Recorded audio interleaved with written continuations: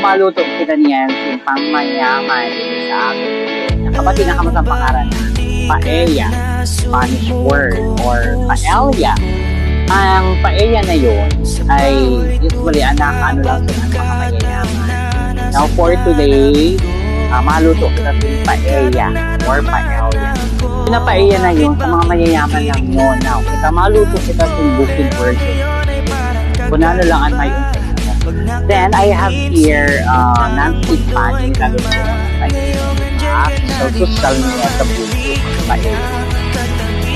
So first, ikuhan sa butang natin lang. So kita ng mga pobre dito sa pinaka-tano. Yan, na local version sa bukid. Paella ala pobre. Patapos lang Valentine's Day, kaya paella ang happy lutuon or Elia kayo. So I have here hipon. Kailangan itusun tayo sa hipon. Kasi we need flavor dito sa ato paella. Para makatali man ang ako parents and social man. So ihaon ta siya sa kahirapan mo. Then isunod tayo ni na chicken. Okay. So when nagulat kita sini, pritusun taman ang ato tilapia. So I have here tilapia. So, ibutang taan, tilapia. Ito, punta siya. So, okay na ini na ato chicken. Ihangot ka naman siya sa kahirapan. First, I have here garlic. So, lang natin. This is a pounded garlic with the skin. So, nadagdag siyang aroma. For me, ha? Kanya-kanyang gisa yan. Then, sibuyas. Na siya or nag-translucent na siya, nag-change na siya ng color, nag-brownish na siya, we have to put the tomato. Ang tomato naman ay nakakalagdag sa sweetness sa flavor sa ato paella. So habang nagigisa ka, you put a little of salt.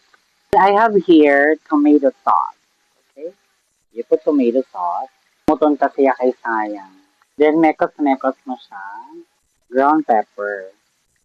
Para may spice ng alitaw. Pero masarap siya kung depende sa iyo kung butangan niyo. No? Well, I have here 1 cup of rice. So, depende. This is a natural rice. You put this together. Para lang ka mo nagluto sin linukay. Anyway, depende sa rice na ibubutang niyo. Pwedeng mapulot. Pwedeng natural, pwedeng mamahalin. Okay? I have here tahong. So, depende ko na ano, ibutang niyo na tubig. It's up to you if you like chicken stock or anong tubig. So, labaw-labaw sindiyo, no? So, pang mayaman ini, din sa bulod, linuto ta ini na paella. Okay? Or paella. No, nabati na niyo yun na word na paella. Sa mga mayaman lang noon. Kita kay purita magdangal. I-try na to man. We're not trying hard, no? Pero since maaram ka man lang magluto, ipadama mo na sa family mo na, kaya man na magkaon sin paella. Order pa. Social. So, tikman na to ini para mag-balance ang ato lasa. Maimod lang. Oh. Perfect. Nagkalagkad na. Now, tadihantas siya kung masirang. Anyway, you can put pork cubes or chicken cubes.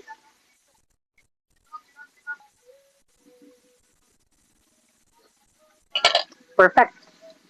Now, takpan ta siya para siya nagluluto kita sinduto, ha? Okay? Salon ka naman na nato tilapia. Now, this Sunday, kailangan nato magluto rin masiram na pagkaon sa ato family. So, I have here tahong and we put this together dito sa ating paella. Okay? I have this gulay para may green. Pwede man ka mo magbutang sa pasas or anything. It's up to you. So, buksan ta na siya. Wow! So, nag-watery pa siya. So, masaram ko na sila nagtutubod-tubod. Okay? Or may tubod sa irarom. Then, arrange tanay ni nato mussels or tahong. Just like this. Just and we put this, okay, rahipon. Put this chicken. Last is the green peas. Then unog-unogon to siya. We will takop-takop this. Unog. Masiram sad to kon may dukot ko no. Right?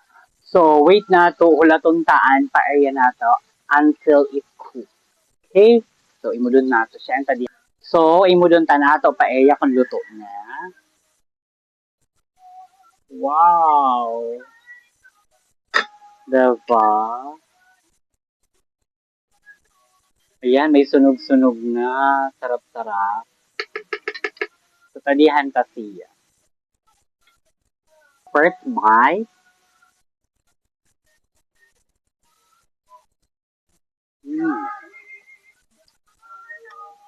Sarap.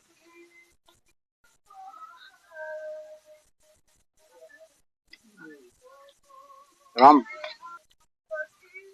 Kasi ram. So, iba-ibang versions ng paella or paella kasi ram. Pang sosyal. So, kamo man, magluto na kamo sa diri niyo na version sa paella or paella. I-try niyo din sa family niyo. Hindi lang mayaman ang kaya nitong tumikim. Kung marunong kamo magluto, try nyo para sa iyong family. So, ano pang inaantay nyo? Magluto na kamo sa paella a la pobre. Alright? So, maraming salamat for watching. Thank you. And God bless. Bye!